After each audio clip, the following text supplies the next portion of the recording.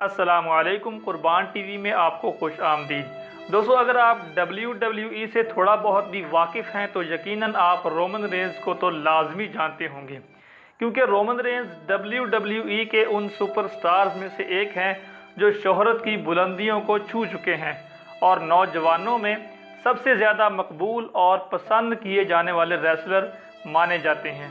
मगर 22 अक्टूबर 2018 का दिन WWE और रोमन रेंज के फैंस के लिए एक मुसीबत से कम न था, क्योंकि उस दिन उसके करोड़ों प्यार करने वालों ने एक साथ कई दर्दनाक खबरें सुनी। ऐसा क्या हुआ और रोमन रेंज के बारे में कुछ चौंका देने वाली खबरें आपको इस वीडियो में बताते हैं। दोस्तों, अगर आप हमारे चैनल पर नए हैं तो अभी बिल्कुल फ्री में सब्सक्राइब कीजिए, साथ बेल आइकॉन को ज़रूर दबाएं ताकि आपको और भी मुफीद और मालूमाती वीडियोस मिलती रहें। दोस्तों, रोमन रेंज ने एक तवील अरसे के बाद एक दिलचस्प मुकाबले के बाद अपने पसंदीदा टाइटल यूनिवर्सल चैम्पियनशिप को अपने नाम किया, लेकिन 22 अक्टूबर 2018 को रोमन रेंज ने इस टाइटल और WWE को छोड़ने का ऐलान किया। ये खबर सुनते ही तमाम रेसलिंग कम्युनिटी और उसके फैंस भी इस अचानक किए गए फैसले से रंजो गम में मुब्तला नजर आए।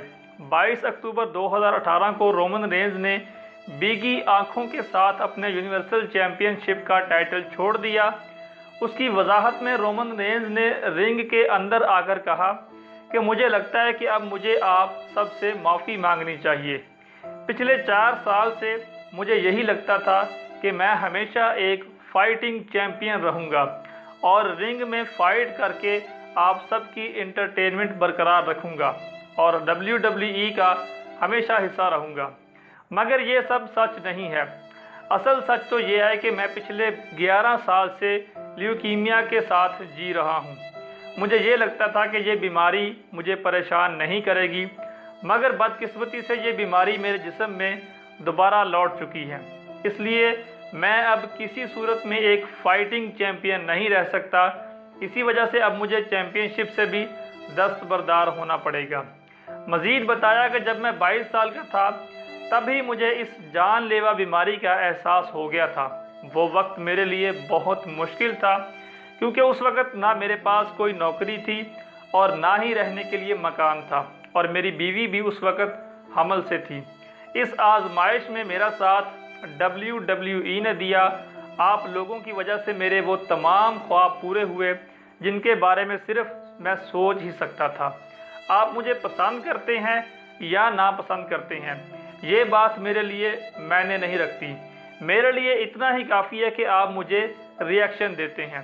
इस टाइम पर लोगों ने काफ़ी जज्बाती अंदाज में रिस्पांस दिया और शुक्रिया रोमन के नारे बुलंद किए। आखिर में रोमन रेंज ने जज्बाती अंदाज में कहा कि ज़िंदगी बस ऐसे ही होती है और इस टाइम मेरा घर जाना और अपनी बीवी और फैमिली को टाइम देना सबसे ज़्यादा ज़रूरी है। रोमन रेंज ने यह भी कहा कि आप ये मत समझें कि ये मेरी रिटायरमेंट का ऐलान है। मैं जल्द ही इस बीमारी को हराकर दोबारा इस रिंग में वापसी करूंगा, लेकिन अब मेरी वापसी किसी चैम्पियनशिप के लिए नहीं, बल्कि ये बताने के लिए होगी कि ज़िंदगी में जो भी आजमाइश आ जाए उसका कैसे मुकाबला करना चाहिए। फिर रोमन रेंज ने लोगों का हाथ हिलाकर शुक्रिया अदा किया और लोगों को रोता हुआ छोड़कर रिंग से बाहर आ गए। उसी वक्त शील्ड टीम के बाकी दोनों मेंबर डीन एम्ब्रोज और सेथ रोलिंग्स भी आ जाते हैं और तीनों एक दूसरे के गले मिलते हैं। इस दिलफरेब मंजर के टाइम पूरा हाल बहुत अफसरदा नज़र आ रहा था। फिर इन्होंने शील्ड पोज बनाया और पूरा हाल शुक्रिया रोमन की आवाज़ों से गूंज रहा था।